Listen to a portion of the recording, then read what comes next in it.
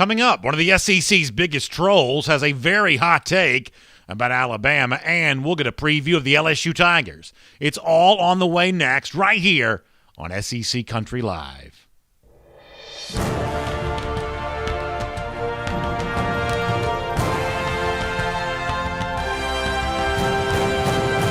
Hello, everyone, and welcome to SEC Country Live. My name's Brandon Adams. Happy to be here in our customary spot, 3 p.m. Eastern Time on the SEC Country video channels, talking about the SEC, and we're getting close to the start of the upcoming season, which is certainly an exciting thing to think about. Coming up later on in our show, about 10 minutes from right now or so, we get a chance to speak to Jordy Cullutta, who covers the LSU Tigers.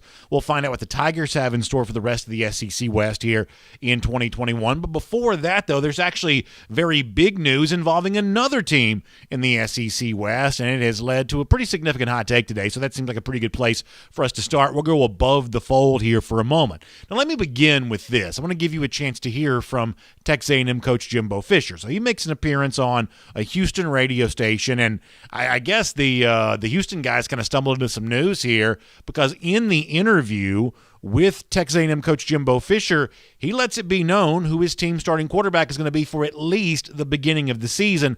This is Jimbo Fisher this morning, Houston radio, naming a starting quarterback. Take a listen to this. Right now, Haynes will be our starter. Zach will be the backup right now, but like we had a great talk yesterday, I feel very comfortable with both guys. I think both guys can win and play well. I think both guys had an outstanding camp, and just the criteria of how we went through things, and we had a really good conversation about, yes, that's how we'll go into this going into this first game, as we say. But like I say, those things are ever changing. I mean, you don't want them to change, but at the same time, you know, competition and guys get better and how they play, and also the roles and what may be needed for each game. So what I hear there from Jimbo Fisher is a coach that sounds kind of confident in his choice, and it's not unexpected news that Haynes King wins that starting job. That's what we've kind of combined projected and predicted. That's what we've predicted to happen around here. He was our projected starter for Texas A&M. King was. I do take Jimbo seriously when he says that Zach Calzada probably made that a close competition, but close as it might have been, it seems like King was always destined to be that starting quarterback, and now we'll see what that means for Texas A&M that does start in both bowls in the top 10 and has a chance to feed off of what was a year ago a team that I thought should have been in the college football playoff. I would have put A&M in the playoff a year ago over Notre Dame. I just think that's what the Aggies deserved based on the way they played down the stretch, and I think the A&M loss to Alabama more forgivable than Clemson losing to Notre Dame, or I should say Notre Dame losing to Clemson, in the ACC title game and expecting to, the Irish to step back in the college football playoff. Much would have rather seen, in that particular case, Texas A&M in the playoff. I think you could make a strong argument for them to do so. Ultimately, they did not make that, and they start this year as one of the teams that has a chance to make good on the promise of a year ago by making the college football playoff. And let me tell you something. There is a guy out there, notorious SEC troll, one of the probably biggest, naysayers about the SEC out there. I mean, a guy who's essentially made a career of playing a villain to SEC fans. It's Danny KANELL. But KANELL on Twitter today, in light of the King news, it's kind of funny. I told you a moment ago, Jimbo Fisher, maybe somewhat confident, maybe not about choosing King over Calzada. Hard to tell from that line you just heard from him. But, boy, that leads to a lot of confidence from Danny KANELL. Let me show you this on Twitter. Danny KANELL saying that now that King has been named the starter, I think this is the year that Texas A&M beats Alabama. Now, I'm curious to get some of your comments on this. We have Texas A&M fans who watch our show each and every week. We have Alabama fans who watch our show each and every week. I'm kind of curious to get the fan perspective on both sides of this. From the A&M fans, I guess I'm more curious to hear whether you think the difference between King and Calzada is that profound. From several hundred miles away from College Station, I have to say, to a degree, I kind of understand where that's coming from, in terms of, King providing an extra athletic dimension that maybe Calzada can't provide.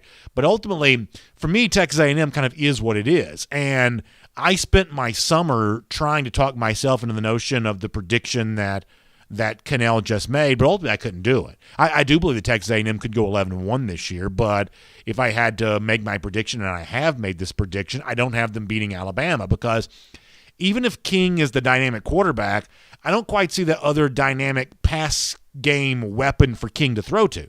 I think the Aggies will be once again very good in the running back position. I think they bring a lot to the table there in that regard.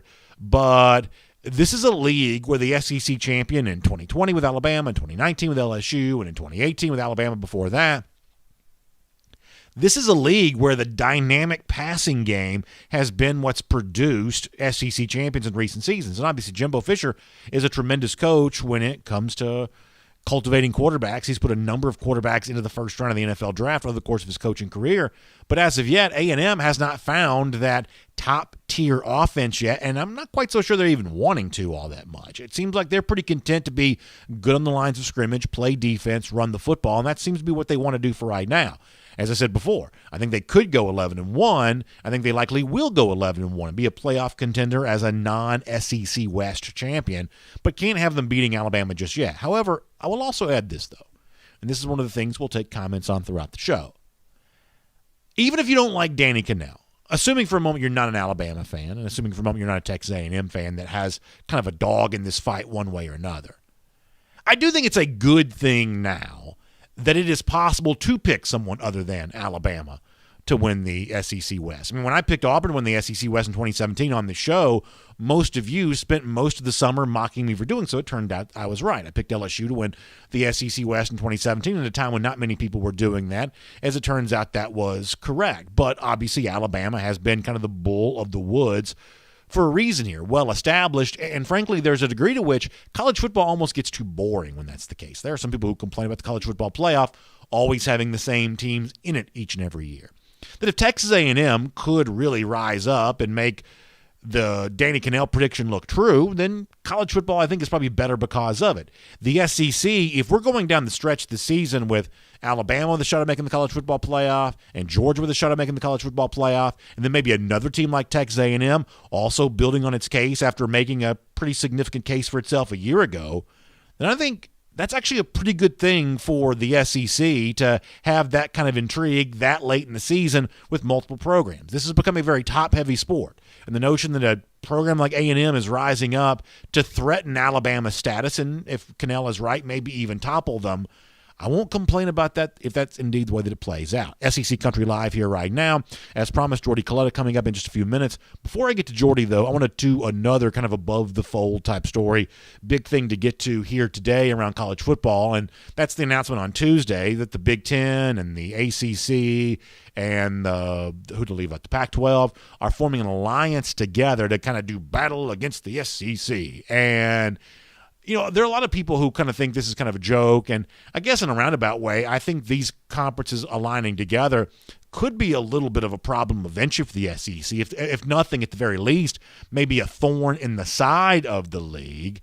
You know, it could eventually lead to some scheduling agreement between these other conferences. At the very beginning, it seems like it's going to be an emergency brake pulled to slow down the monopoly that ESPN's trying to exert over complete control of the entire sport. That seems to be the case, and it's obviously all a response to the SEC recently adding Texas and Oklahoma to the league. However, Greg Sankey, the SEC commissioner, this is very interesting. So he makes an appearance this morning on the Jacksonville sports radio station 1010XL. A lot of good friends that live down there in Jacksonville work at that radio station. It's a great place to be.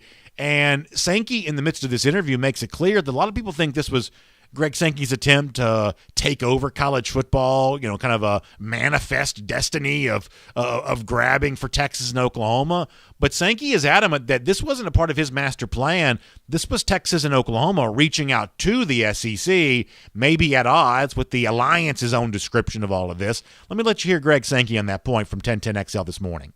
Those two universities reached out to us, and things accelerated in the middle of media days with the Houston Chronicle report, and it was a pretty busy 10 days, but I'm excited about our future. But pretty clearly that was the two universities reaching out. So, in the CFP discussion, just to extend it, ESPN has done this. No, that's not accurate. This is two universities who were making decisions about their future and chose to reach out to the Southeastern Conference, and the result is a membership transition that's contemplated July 1st, 2025, around their completion of contractual commitments to their current league.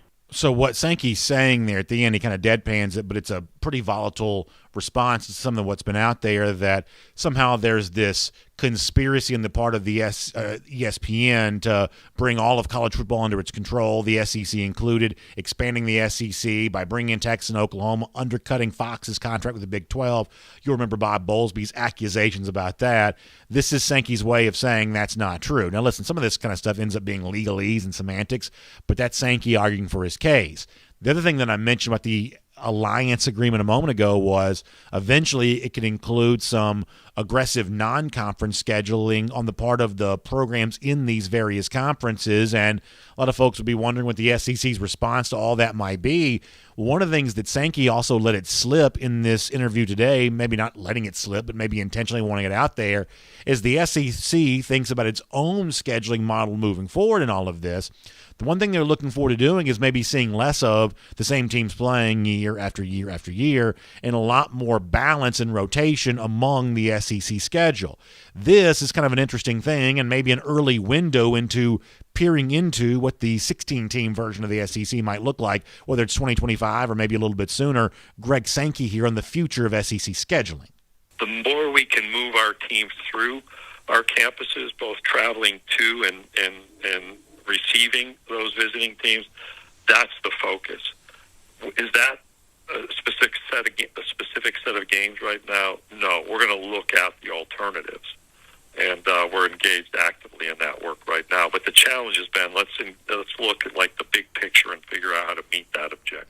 So if you're a Florida fan that likes seeing your team play LSU or a Tennessee fan that likes seeing your team play Alabama, games like that in the future may not happen quite so much. So the SEC has its plan for what its future looks like. It sounds like the Big Ten, the Pac-12, and the ACC working together for their plans there as well. And all of this division and potential, combative attitudes between the various leagues towards each other, that's got Paul Feinbaum a little bit nervous. So Feinbaum goes on First Take this week. That's the ESPN show there in the morning. Mike Greenberg, the typical host, although Greenberg was not on the day that Feinbaum said what I'm about to play for you from him. And listen to how melodramatic Feinbaum ends up getting about what he thinks the future of the alliance means for kind of a troubled future for college football. I think this is actually a pretty strange take by Paul, but let me give you a chance to hear that. This is Paul Feinbaum. I think college football is in a state of disaster right now, Ryan. And the one thing that we heard last year, remember the build-up toward the season, we wanted to see a collaborative effort, and we didn't see it. We saw the Big Ten and the Pac-12 break off. They did not play the first 8 weeks of the season. And we hoped that everyone would come together because that's what these gentlemen talk about, and women, when they meet. They don't back up their own words, and that's the tragedy of this. Is college football is a mess, and it needs to come together, and it's no closer today than it's been in a long time. Let me tell you what aggravates me about Paul Feinbaum a little bit. So, and listen, I'm not going to act like I've never been entertained by the Feinbaum show. He's talking SEC college football. Obviously, those of us who like SEC football, we're at least going to give that a chance to be something that's entertaining for us. And the Paul Feinbaum on his own show is, for me, not as much of a problem as the Feinbaum that goes up to New York and talks about college football to non-college football fans on Get Up. Basically, always seemingly talking about what's wrong with college football and the negativity surrounding it. Remember all last year, the season can't take place, the season's over, it's not going to happen, giving these volatile quotes that the producers for, Get Up, clap like seals for when he says stuff like that. And yet, ultimately, some of the things that Feinbaum says, bombastic as you just heard, actually don't really reflect reality all that well. The same thing is true here. Now, I've told my own audience on my other show, the show that I do each and every day, Dog Nation Daily, that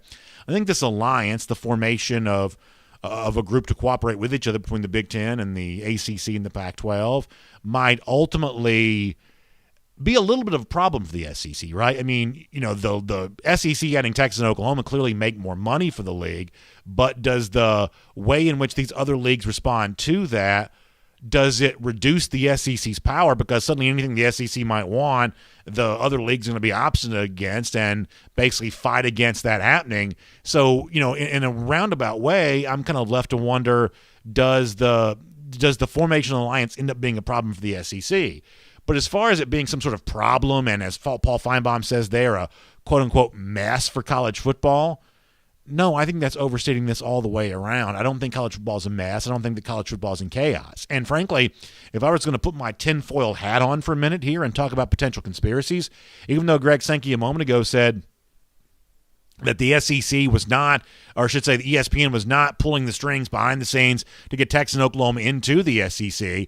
Boy, there's a way of listening to Paul Feinbaum talk there, but this need for like some sort of central control over college football, someone to be in control of making these decisions, and the fact that the conferences would behave somewhat autonomously being some sort of huge mess and some sort of huge problem. Boy, an ESPN guy saying that on ESPN, I mean, there's a conspiratorial way of looking at that you might say, well, it certainly sounds like ESPN is arguing for somebody to have full control over college football, and I guess if you're ESPN, you think that ought to be you. So the Feinbaum that we get on like Get Up in the morning shows to me is a poor version of himself, and compared to the guy that appears on his normal radio show. And I think that last clip is certainly an example of that. We'll take more of your comments on this, whether you're watching Facebook and YouTube, coming up in just a few minutes. And if you want to react to the news about Haynes King and A&M and what some are saying about the Aggies in comparison to Alabama, we'll give you a chance to do that there as well. But for now, as promised, I want to get a good look here at the LSU Tigers for the upcoming season, and one of the teams that I think is really one of the most intriguing for the upcoming year in the SEC, because they're obviously bouncing back, or at least attempting to, from what was not a great year in 2020. A guy who knows the situation there in Baton Rouge very well is Jordy Culletta. He joins us here, I believe, for the first time here on SEC Country Live. Jordy, thanks for spending some time with us here today, and I know you're, like the rest of us, looking forward to the season being here, and the good news is it is indeed almost here. Yeah, Brendan, 11 days away, and it is exciting for sure, man. It's time for some college football. Everybody's fired up in this part of the country, as you know, and I appreciate you having me on, man. Looking forward to being here. Well, I'm glad to do it. Let me begin with this, and I'm always kind of curious about how folks who are closer to the scene, how their opinion might be different than mine, a couple hundred miles away from Baton Rouge. With all due respect to Miles Brennan, and I certainly hate the injury that he sustained there. I know that's been a tough thing for him, and I know that he's looking forward to being back to football at some point in time. But my assumption was that Max Johnson was going to win that job even if Brennan was fully healthy. You're a lot closer to LSU football. You're watching it, more closely certainly than I am. Do you get the same sense that this was going to be Johnson's job had Brennan been healthy?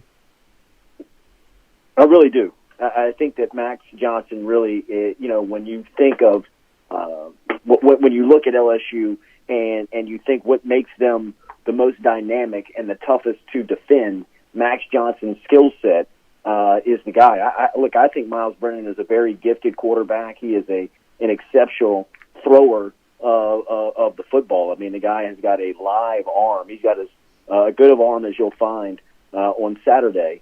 But for what LSU wants to do and bringing Jake Peetz in as the offensive coordinator, somebody who comes from that Joe Brady mold, like Brady said here a couple of years ago, he wants everybody to be a threat, including the quarterback, and Max Johnson is a threat back there with his athleticism and his ability to keep plays alive. And, he's really shown and grown as a passer and developed his arm strength and accuracy. So, I'm like you. I think that this was Max Johnson's job to start off with.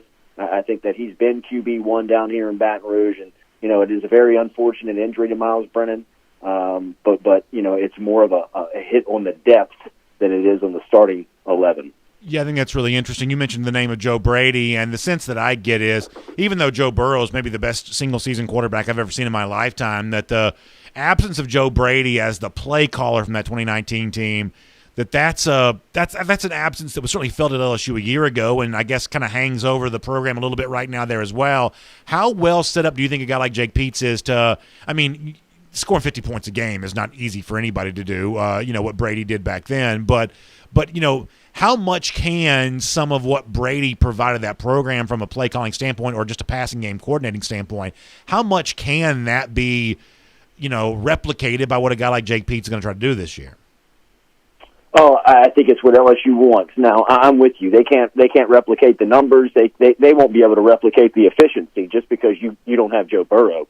But, when you talk about the principles, when you talk about the emphasis on catching the football, the summer of 10,000 catches with Jamar Chase and Terrace Marshall and Justin Jefferson was something that was very widely talked about and something that was very noted during that season. LSU rarely dropped passes in that 2019 season. Just the attention to detail, and Peetz is looking to take advantage of these guys like Keyshawn Butte, John Emery, some of these talented true freshmen that are coming in as wide receiver, and he understands, look, you just got to get them the ball in space, put them in a green area, and just let them move and let them make the plays. And I think that's the principles. That's the philosophy that you'll see come back to LSU, and a lot of that originated with Joe Brady here in 2019.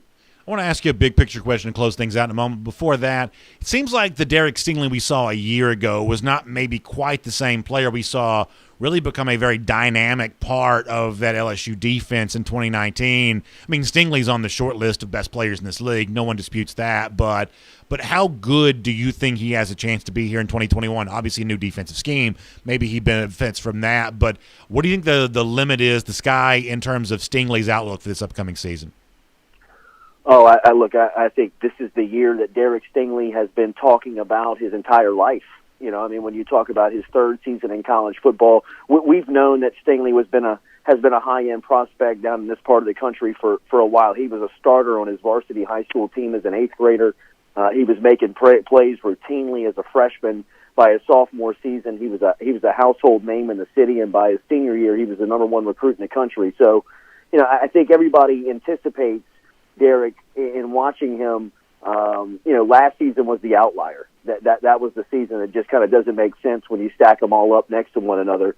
So I anticipate him to have a excellent season. I think if you paid attention to him, whether it was at SEC Media Days or even if you've kind of dove into his social media and following him there, he's very motivated. He's looking forward to getting the taste out of his mouth from last season. And like I said, I mean, this is the year that he's kind of circled his whole life. I mean, there is discussion on him possibly being a top 3 pick in next year's draft. Obviously, playing defensive back at LSU comes with a little bit of cachet with it. When you wear number 7, which he's going to wear this season, that's a long line of guys, including Patrick Peterson and Tyrann Mathieu and Grant Delpit of guys that have come through here and made really big impacts at DBU, and he figures to wear that crown,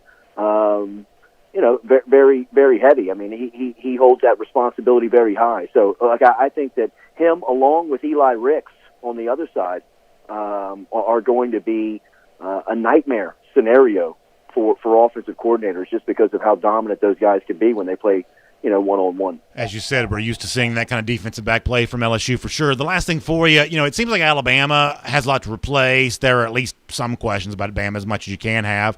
For a team like Texas A&M, what we talked about earlier in our show, there's reason for optimism after the season a year ago, and LSU's clearly looking to be better than they were in 2020. Where do you think LSU fits into that conversation with a Bama team having to replace quarterback, coordinator, star running backs, Heisman Trophy wide receiver, and an A&M team who thinks this could finally be their year?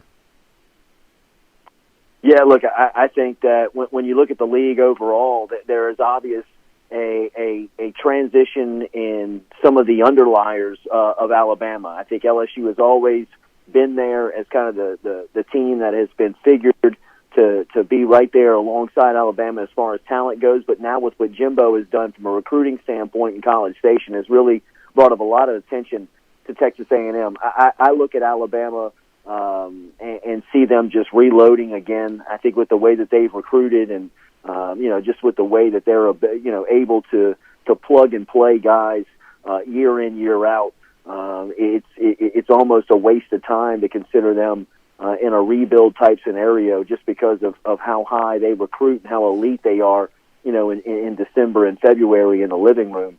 But I do think that there's a fight right now on who is going to challenge them, whether it's going to be Texas A&M and whether it's going to be LSU. Both teams have battled over the same recruits. That there's an obvious built-in small rivalry between both fan bases in the short time that they've been in the league. Look, Texas and LSU are continuously battling within state lines. Texas A&M has been over here in New Orleans and gotten a couple of people, while LSU has had a lot of success in the Houston, Dallas, Metroplex area as far as recruiting. So it's interesting to see how the reputation is starting to sway. And now with name, image, and likeness, I mean, this is something that we've talked about. I mean, who's to say that the team with the most millionaires for boosters doesn't become elite? And, when you think about what Texas A&M and Texas potentially coming into the league, and they'll be here probably sooner than 2025, what that can mean for NIL stuff. I mean, everybody's looking at Arch Manning a couple of years from now, and I think that's the recruiting pitch to him is what they can do as far as name, image, and likeness goes. So it's becoming so interesting and so fascinating in covering this sport right now, but just all the changes and all the expansion and everything that's happening. Well, this is certainly a fascinating look at LSU, and I appreciate your insight on it. For folks who want to watch your show, I know you're doing it every single day, how can people connect with you and see the content that you're putting out every day? Yeah, I really appreciate it. We're on YouTube, and we're on Facebook, and we're all over social media at Culotta Show. We've also just launched a brand new website, JordyCulottaShow.com, which is where you can check out the podcast, you can watch the video, you can see anything that's happening down here with us as far as covering LSU, the New Orleans Saints, the Pelicans, everything that's happening down here in South Louisiana. So it's easy to find online at JordyCulottaShow.com. We'll certainly wish you continued success, and hopefully we'll get a chance to speak to you soon as the season gets ready to unfold. Thank you, sir. Good stuff there. Jordy Culotta doing a great job covering LSU and really providing us some very interesting insight on that, too. I know I'm overdue in getting comments. I promise we got a lot coming. Please do not think we're not going to take a bunch of comments. But I want to follow up on some of what Jordy says about LSU, what SEC troll Danny KANELL said about Texas A&M. I do want to follow some of that up with a little bit of a look at how all of this plays into the ongoing gambling conversation about the league as we start thinking about, folks actually getting their action down, betting on some of these games for the upcoming season. We're going to talk to our buddy Barry Barger from BetUS here in a moment. And when I ask him, you look at those odds for Texas A&M at 9-1. That's plus 900 there at BetUS.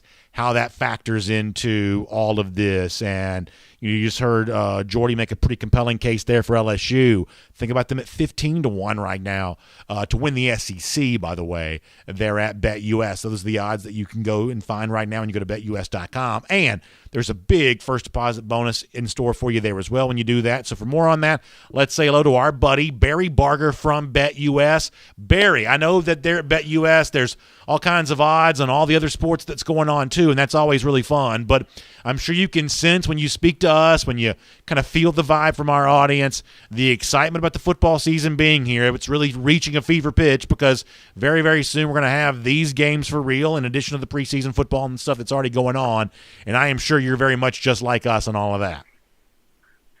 Oh, man. Exponentially, probably even more. Yeah, this is badass this year. This is great. With the fans, I mean, especially college football, the fans being back, that's just the biggest thing. The tailgating, people in the stands. I think everybody's just so pumped this year, man. So, yeah, so BetUS is too. But I personally, I'm jazzed. So let's talk about what you get at BetUS right now. When folks go to BetUS.com, when they use the promo code SEC125, this is a really good thing. You're a winner before you even place your first bet. When you use the promo code SEC125 at BetUS.com, you're going to receive a 125% bonus on your initial deposit. Barry, in simple terms, that means if somebody drops in $100, they're going to get an additional $125 put in their account. It's a 125% bonus, and it's always nice to have more money than you started with before you even place your first wager. That's always a great way to get things going, and it's one of the reasons why BetUS has been so beloved for more than 25 years, right? That's any kind of head start's great. You look for half points here or there, but like real money up front, now that's a real great thing. And for crypto, and they're really pushing crypto this year, and they're banking too. It's 200% if you put in SEC 200 and you deposit with crypto, you're going to get a 200%. So these are the top ones. This is really high. So this year it's going crazy. It's awesome though. So that's a really exciting thing. We talked about that last week with the SEC 200 and using that crypto for your deposit, which so many people are into right now anyway. Why not use that for your sports wagering there as well? That makes a ton of sense. So let me ask you a question here, and I'm curious of your opinion on this. We've had somebody just a moment ago kind of make a case for LSU here this season. We talked about some Texas A&M off the top of our show, and if you look at the BetUS odds right now to win the SEC, you see A&M at plus 900, which is essentially 9-1 for our audience, and you see LSU at plus 1,500 to win the SEC right now. Obviously, they're both in the same division with the minus money favored Alabama at minus 180. So if I were to force you to win the SEC at plus 900 A&M, to win the SEC at plus 1,500 LSU, which side do you like there, the A&M side or the LSU side, if you were forced to take a side? Wow.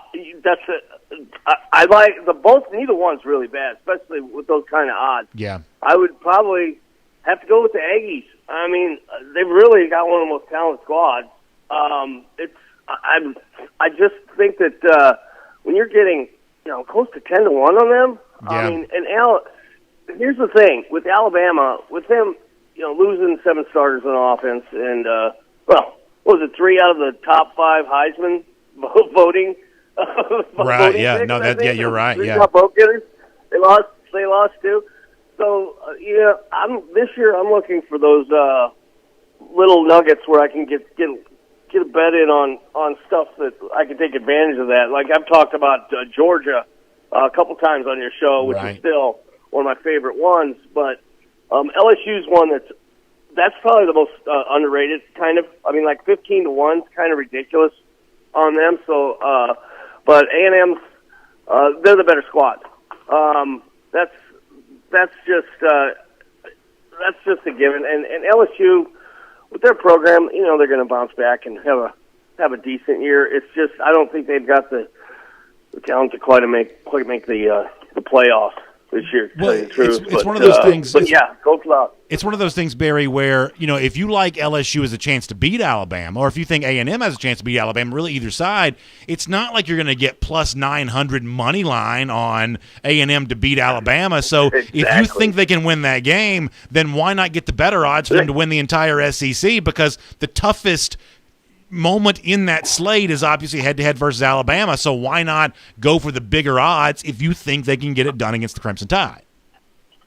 That's a great point. And, I think it was you that brought up last week the correlation between the Heisman. Yeah. And I think the Heisman odds are down right now. I think for some reason, but they'll be back up for whatever reason. They're down right now, but today. But, like, the correlation between the Heisman and the national championship, instead of getting the low odds on Alabama, you're like, why not take the Heisman odds on one of those guys? Who do you think is going to win the national championship? And then get those higher odds. But you're right with that, because if they beat Bama and then they go to the conference championship and win, I mean, they're going to have to beat Georgia, too, in the conference championship probably. But or which side is which side? Yeah. Well, she's on the east or west. Right. Yeah, the west. She's on the west. That's it. Yeah, west. Okay, cool. Yeah, I got it right. Yeah, but that's just using your noggin there, Brandon. That's pretty well. Damn Listen, good. There's plenty of people that know a lot more about this in our audience than I do, and they're looking to get their action down. So let's remind folks one more time where they can go. BetUS.com. The initial deposit, you're going to get a 125% bonus and all of that. That's more money in that account than you started with before you even make your first bet. It's one of the reasons why BetUS has been so well known for more than 20 years, taking good care of customers. And of course, as Barry's been telling us, when you use the SEC 200 promo code and you deposit the crypto there, you can get the 200% bonus. So many of you into the crypto world anyway. This is a great way to take advantage of that. Barry, it's all the sports leading up to football there as well, with the UFC and the baseball and everything else down the stretch. Mm-hmm. Barry, it's an exciting time to be a sports fan. All kinds of futures plays there as well. Go ahead. You bet. This weekend, too, we got the Nebraska-Illinois game opening up. Just wanted to say that you've got 2 horrible defenses returning almost all their players playing each other. So that over 55 would probably be a good bet here, because this is the case where your returners, really isn't giving you a plus on either team. Yeah, and no doubt. We've got it going. Little week 0 over. That's never a bad way to get things started. Barry, enjoy the action here over the course of the next couple of days. We'll look forward to speaking to you again soon. Thank you soon. Thank you very much. Good stuff Bye. there. Bye. Barry Barger from BetUS. Of course, go to betus.com. 125% bonus on your initial sign up there. That is good stuff all the way around. All right, so let's do this. I am way late. At this point in time, we're just off the rails. But I'm going to try to get things back up and running here. But I have not taken any comments yet. So let's do that. And then I got some really fun stories we're going to bounce through after that. Mike Hardy weighing in on the talk about Alabama in the SEC West. Mike saying that Bama may not beat them as predicted by 24. I say 17 points in T-Town. I think that's the Alabama-LSU conversation. We got LSU fans weighing in on this, some A&M fans weighing on this, and, of course, we got Alabama fans defending their perspective, going back to the top of the show with Danny KANELL's prediction that Texas A&M wins the SEC West. Chase and Jesse Barbie check in to say everybody hates on the SEC because we're the dominant power in college sports. With that being said, we should always stick together and pull for one another even when facing out-of-conference teams. SEC, SEC, SEC. They hate us because they ain't us. I think that's really well said. You've seen those T-shirts. It's like, so-and-so versus everybody. I mean, in the world of college football, it really is about to be an SEC versus everybody type of situation. Chris Walshcott checking in to give you a go dogs. Good to be able to see that. Stefan Snellgrove checking in, or Stefan Snellgrove checking in to say that anything's possible. If Louisiana Tech or Louisiana Lafayette or whoever they were to beat Nick Saban the Tide, then anything's possible. Just season before last, LSU and Auburn beat the stew out of Alabama and Clemson. So Stefan making the case for Alabama not being undefeated, not being unbeatable, which is maybe a fair point. Let's get a couple more here on the Facebook side of things. Oren Chile saying, I can see the LSU secondary giving Bama some trouble. Major Burns at safety, too, the recent Georgia transfer. Oren brings up a good point on that. Of course, Oren, a Georgia fan. But we heard this from Jordy Collette a moment ago. When you think about, obviously, Derek Stingley gets so much attention, but Elias Ricks, the former elite recruit on the other side, it is an LSU secondary that expects to be really good again. And important to note that the failed experiment of bringing back Bo Pelini, that's now over. And a lot of Tigers fans will tell you, including some of the ones that are in our comment sections right now on Facebook and YouTube, they think the LSU defense is going to be better because this is one of those things that it is literally addition by subtraction, getting rid of Bo Pelini and having a better defense because of that. Max Copeland checking in here on the comment section. Marty Wilkerson also checking in to say, the only time in Saban's career with Alabama besides the inaugural season was 2010 when Alabama lost to the top 25 South Carolina, LSU and Auburn. LSU had to struggle with Ole Miss to make 5-5, but also Marty feeling pretty good with the Alabama Crimson Tide right now. El Martillo says, this is the SEC. There is no intelligence. I don't know about that. I'm not very smart, but some of y'all are pretty smart. Deontay Julian weighing in to say that he thinks the Florida's going to win the SEC East. Scott Shackelford down on Texas A&M. He gives you an A&M sucks right there. Teron Reynolds says Alabama's going to be just fine. Maybe so, but here's the thing you got to understand, though. Like, Alabama has done no better in comparison to the rest of the SEC West than they have the rest of the country. I mean, for most programs, it's supposed to get progressively more difficult. It's supposed to be somewhat easy to win your division, a little tougher to win your conference, a little tougher than that to make the playoff, and once you get there, the toughest thing of all is supposed to be the national championship. But for Alabama, it's actually not quite that way. That Alabama has found winning national championships easier than almost anyone has ever found them. But that has not been a guarantee when it comes to winning SEC West. Bama's won the SEC West twice in the last 4 years. That means their batting average in the division is no better than 50%. By comparison, Georgia's won it 3 times in the last 4 years, even though Georgia hasn't won their own division. Even though Georgia hasn't won the national championship, hasn't the national success that Alabama has had. Alabama's most difficult to prediction sometimes is what's going to happen within the SEC West. They may be just fine. It's obviously easy to understand why someone would say they would. But the need to replace Steve Sarkisian. We talked to this with Jordy Collette a moment ago about replacing the still ongoing attempt to replace what Joe Brady provided for LSU in the 2019 season. I think that the shadow cast by Steve Sarkisian in Alabama is just as significant as that. I thought that Steve Sarkisian last year was actually Alabama's most important coach. I thought that Steve Sarkisian last season was more important than Nick Saban even, in other words. That replacing Sarkisian is not going to be an easy thing to do. Maybe Bill O'Brien does that. We've obviously seen Alabama replace offensive coordinators with success many times in the past. But at a certain point, you wonder when you see someone who is as successful as Sarkisian was a year ago, does it continue to be as easy to talk about a replacement there? Let me do a couple more comments over here on the YouTube side. We'll take more comments before we're done. We've got some more news to get to there as well. By the way, it was good to see in our comment section Blake Robinson checking in. Blake, a big Auburn fan, saying he's got a chance to kind of tune in for the first time in a while. I'm glad that he's here. Bob Williams says he doesn't believe in jinxes. I'm kind of the same way. Let's see what else. Jay Shipe says he thinks that Bama's due to lose 3 games. They lost twice in 2019. As one of our commenters said, they haven't lost 3 times since 2010. Is that right? So, I don't know if I'd go so far as to say that, but could they lose in the regular season? It's a possibility. I don't have them doing that. I do have Alabama winning the SEC West. But, man, and some of the folks who watch my other show know this, I thought about it. I really wrestled with the idea of taking A&M to beat Texas A&M. Ultimately, I don't think it's going to happen, but, boy, I really considered it there. I really did. Foster Moss says one more Saturday, and, yeah, that season's going to be here after that. And there are some big games on the SEC slate when that happens. Mark Morris says, when am I giving my SEC predictions? So, for the most part, I have given the division stuff. I've got Georgia winning the East, Florida finishing runner-up. I've actually got Missouri third in the East. And for the SEC West, I've got Bama winning the league. I've got Texas A&M coming in second. I've got LSU coming in third. My last place team in the West is Mississippi State. I think Vanderbilt's the worst team in the league, but I think the Tennessee's close to being the worst. So that's kind of where I am on all of that.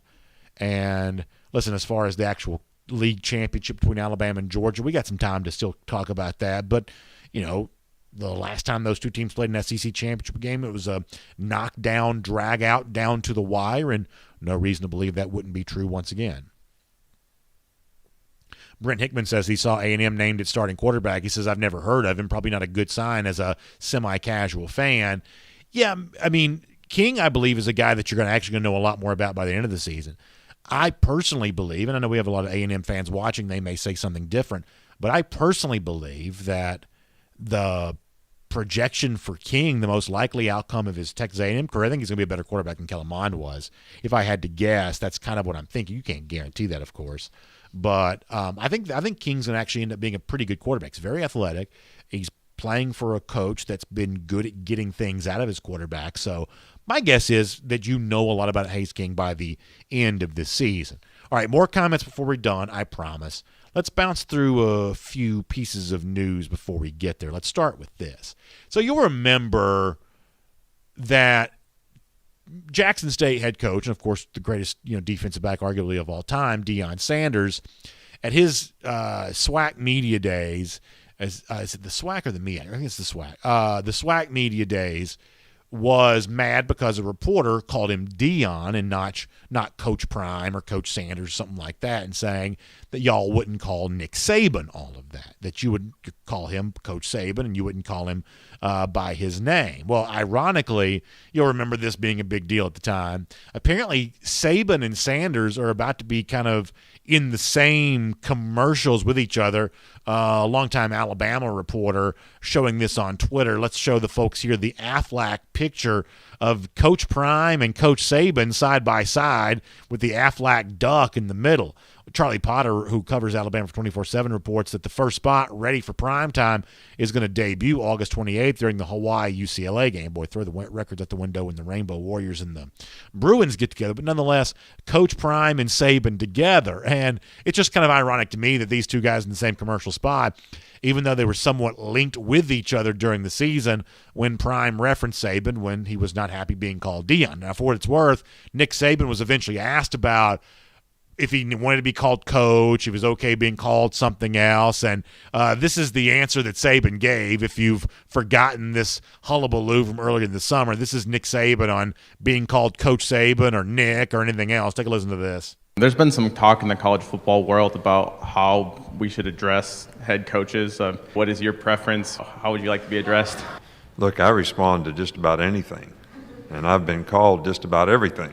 Not something that's really important to me, but I think everybody should have the opportunity to create or make the way their expectation is of how they get addressed, and it's not something that's really that significant to me.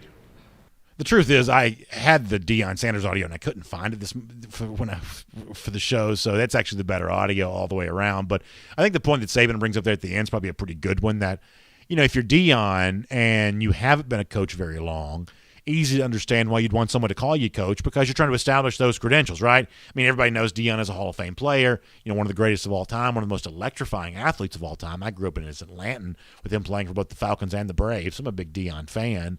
And that's a good, brand. That's a good legacy to have. But now he wants to be known as a coach. And so having people call him coach to reinforce the fact that he is a coach, I kind of understand where he's coming from on all that. But somewhat interesting that Deion and Saban, after having been linked because of Deion early in the summer, will now be doing the Aflac coaches commercials together. I guess it'll be interesting to see if this comes up as a subplot in those commercials at any point in time. We'll have to tune into the UCLA-Hawaii game to be able to find out for ourselves. Somebody a moment ago mentioned, I believe it was Deontay Julian, mentioning his pick for Florida to win the SEC East. That could still happen for the Gators, but one pick that does not seem like it's going to come true for Florida is picking up with five-star defensive tackle Walter Nolan. At one point in time, Nolan took a visit to Gainesville, and then like the next day or two announced that he was shutting down his recruitment. I think most of us that followed the recruiting world and the wars pretty closely, I think most of us said that Dan Mullen as a recruiter probably doesn't quite have the same stature to get a guy like Nolan as a five-star to shut down his recruitment. As it turns out, that was probably correct. And yesterday, there are some out there who were saying that maybe Nolan took the extra step of actually trolling Florida before announcing his top three. Let me show you this from Nolan's Instagram, where he uses a Florida social media edit, the notion of building your brand, and you see, I guess, Walter's personal logo with the Jordan brand on the one side, the Gator logo there on the left. And what Nolan says on Twitter is if you can get me to 9K for my top three, that he'd basically get me to 9,000 followers, and I'll give out my top three here. And so a lot of Florida fans thought it was great news that he was using the Florida edit as a way of promoting himself and promoting his announcement. But lo and behold, sad trombone, wah, wah, wah. When Walter Nolan actually released his top three, the Gators were nowhere to be found. Let's show you who Walter Nolan did have in his top three. He's got the Tennessee Vols in Fort Worth. Nolan is now living in Knoxville, going to a high school there in the shadow of the Tennessee campus. Also Texas A&M and UGA. So some are saying this was Nolan's attempt to troll Florida. Maybe it was, maybe it wasn't. I guess it is fair to point out a couple of addendums to all this. That a lot of things in recruiting, sometimes the definition of what is can kind of vary from moment to moment. And so Nolan, after dropping his three, says everybody should be very aware that all the schools are still open here. So basically, Nolan going so far as to say that the top three is not exactly a binding referendum for him. And he also said, I think I saw this, that after saying if you'll get me to 9,000 followers, I'll give a top three. I think he has since said if you'll get me to 11,000 followers, I'll just go up and commit. So Walter Nolan's clearly having some fun with his recruitment. Some folks thought maybe he's taking a little bit of a jab there at Florida, maybe doing a little trolling of Gators fans. Florida's been through a lot when it comes to their pursuit of elite recruits, and maybe that's the way that indeed goes down. I don't have the rest of my rundown. Let's see if I can find the rest of my rundown here for a second, because I got to go to the next story here on SEC Country Live. This is kind of the moment in the show we talk about, it's our APB, our All Points Bulletin, when we start looking at the other things that are going on, and after a while I kind of forget what we're supposed to do next. So let's move on here to Sam Pittman in Arkansas. There you go. Thank you very much. My producer, Michael Carvell, was trying to help me. The graphic was on the screen to say what we're doing. Normally we have, like a sheet, and then sometimes we have a second sheet, and somehow I ended up on the desk with only my first sheet. So we'll kind of fly without a script here just for a moment. I think that Sam Pittman is one of the most interesting coaches in all of the SEC. He's just a big personality, much the same way that like Ed Orgeron at LSU kind of paved the way for this. A guy who loves his home state of Louisiana, not afraid to show his personality and be kind of relaxed as a coach, not super serious all the time. The door is really open for Sam Pittman at Arkansas to do much the same thing. And Pittman last year had a terrific first year. Now, we kind of predicted that here. We thought that Pittman was set up for success a year ago, at least compared to expectations from the betting markets and things like that. It caught some other people by surprise. But as you start thinking about future success for Pittman at Arkansas, leaning on some of what he already does well is, to me, the pathway you go for that. So let me try to see if I can explain this. There was a photo at one point in time over the course of the summer that goes viral for Pittman. This is Pittman playing at college. Pittsburgh State, I believe this is. The Gorillas is their mascot. For just a moment, Michael, can you take the lower third graphic off the screen because I want people to see the full picture.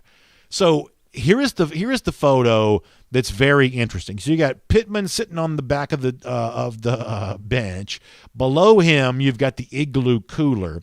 And if you look really closely, we don't have the power to zoom in on this, but if you look really closely, there just to the right of Pittman's right foot is a silver-colored can. Now, that can gets lots of attention, so much so that when Pittman, the Arkansas coach, made an appearance with Marty and McGee from the SEC Network, this picture, which is really a thing of beauty, this picture becomes a hot topic there on that show, and Pittman is just really funny in talking about all of this. So let me give you a couple of seconds here of Pittman with Marty and McGee, Pittman showing a great personality for an SEC head coach. Enjoy this. You were sitting on the bench, and it wasn't until I've been looking at this picture for 2 hours. All of a sudden, I was like, "Is that a Coors Light?" There's a cold silver bullet sitting right by your foot. So that was a spring game, and I had ACL surgery, but I wanted to get out there a play or two. So I just told the left tackle, I say, "Don't block me. I ain't going to make the play, but I want to just come out here for." And then after I got done, I said I'd brought the Igloo. Yeah. And some silver bullets. And I told the fellas, I said, "Hey, I'm just going to sit over here and drink some beer, and you're more than welcome to come over here and do it with me." Listen, I've never pretended to be objective on this show. I'm not objective.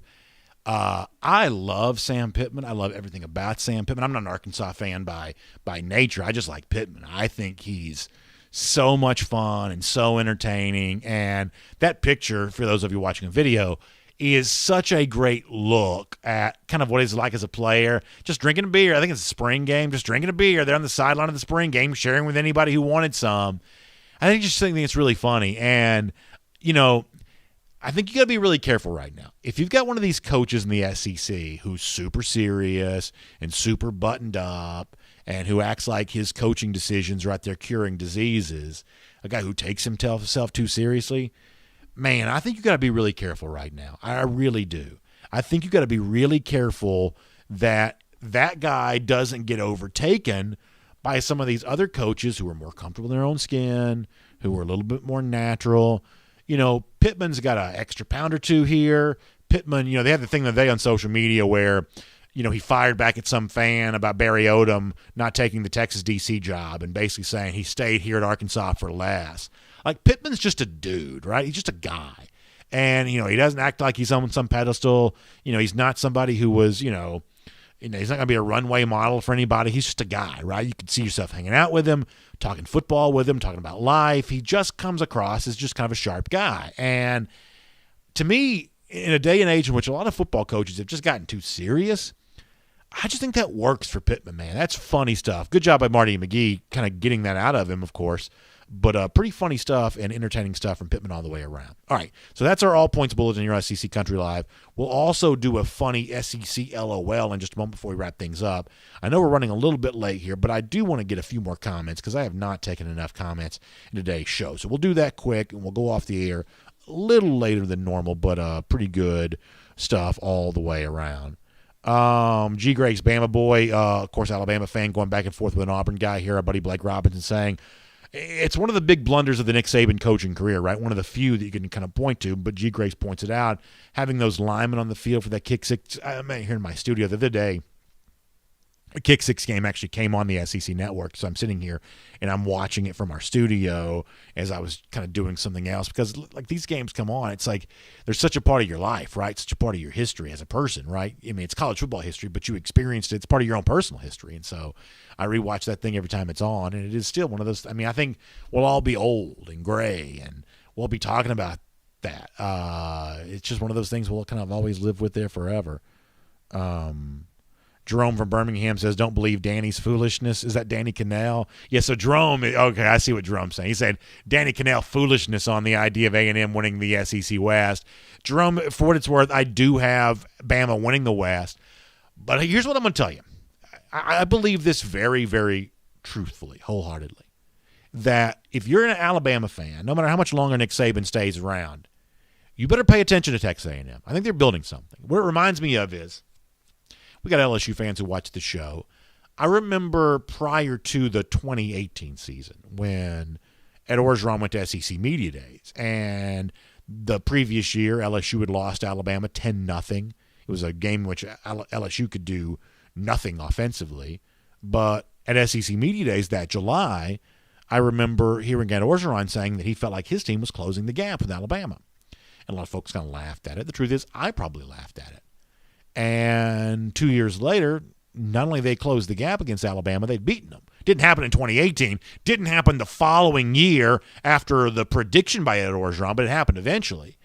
And, this past year at SEC Media Days, Jimbo Fisher's appearance was obscured by the day that Texas and Oklahoma announced they were coming to the SEC. That ended up getting the attention, and it took the spotlight off of Jimbo Fisher there that day.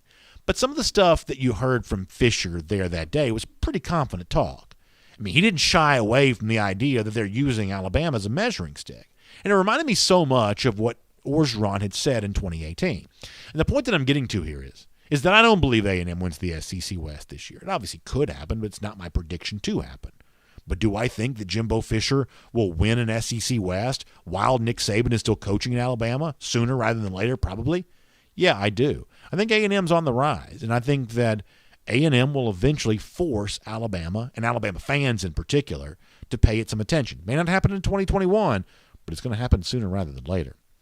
A couple of more. Bob Williams predicts Auburn to be 8-4 with a bowl win for a 9-4, something to build on. If that is the case, that's a smashing success for Auburn, Bob. It really would be. That'd be a smashing success because that's not quite the projection that I'm getting right now from the Auburn situation. Remember this, it's very tough early season schedule.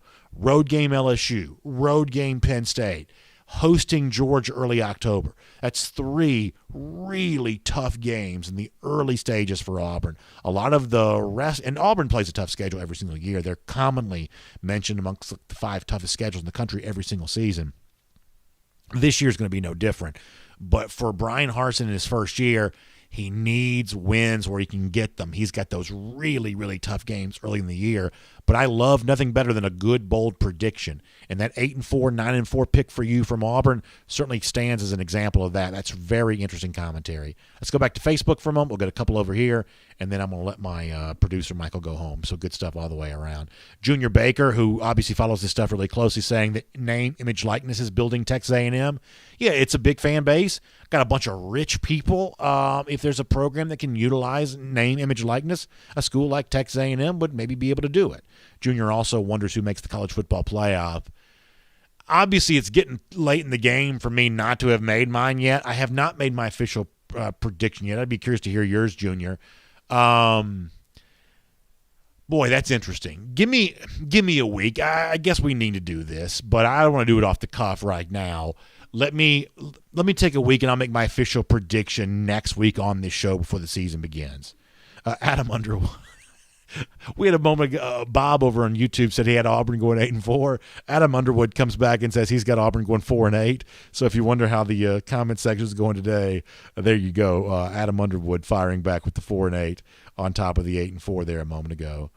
Charles Pinson checking in. How about sitting at the end of the bench, guarding your water cooler and tackling anybody that comes near you? Have you heard of that one? So Charles Pinson checking in. Pretty funny stuff from him there.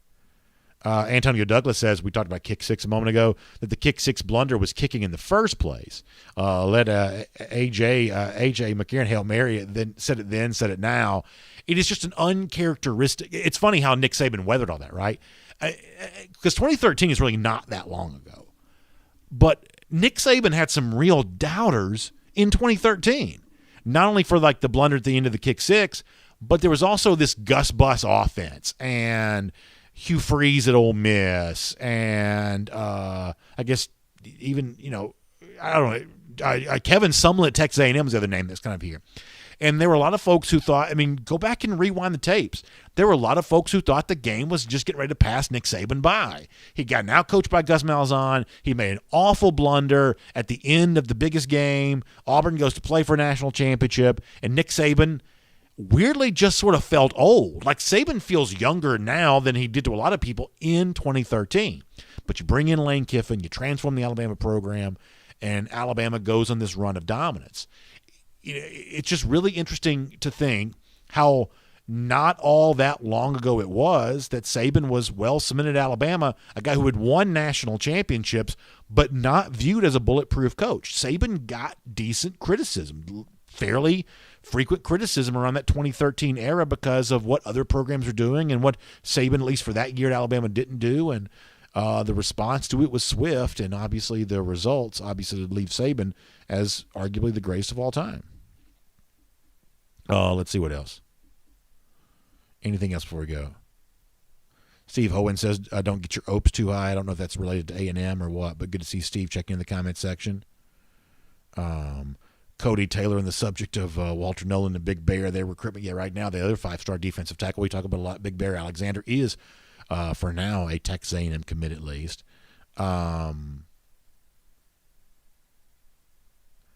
Iris Carter says, okay, that he has now eclipsed 11,000 on Twitter. So maybe we'll get the commitment from Walter Nolan. Listen, I think, Iris, you might agree with me that if the commitment announcement comes on the basis of a social media metric, the idea of that commitment sticking, I'm not quite so sure if I was the fan base that won that I'd be celebrating it because there's still a long way to go in that recruitment, it certainly seems, and Nolan is certainly enjoying himself. But maybe if he's hit the number he said he wanted to hit, maybe he'll be ready to make that announcement here at some point in time. Deontay Julian also on the subject of Nolan putting Tennessee. We talked about Walter Nolan earlier on his top group. He's in Knoxville right now. Tennessee get that central placement right there in that graphic too. He says he must want to go to a school and lose every game. Then becoming a Gator will actually do something. So Deontay Julian letting Nolan have it a little bit. But yeah, I mean, it seems like Tennessee might be a real player in this. At least they got the geographic advantage right now because he is from Knoxville. All right, it is late. I've kept y'all here a while. Let's get ready to wrap up. We're going to really try to make comments be a big part of the show. It's tricky because we're doing this once a week, and there's a lot of news. We've got to cover all of that, and we want to just try to keep it moving, obviously, but also want to have your comments be a big part of this. I couldn't do the show, wouldn't want to do the show if it wasn't for your interaction, so I'm happy that we were able to stay a little bit late today and get a few more of those. And, of course, we love being on social media and all these video platforms, and if you're regularly on a lot of these platforms there as well, you have seen the latest social media craze. In fact, that's the subject today of our SEC LOL.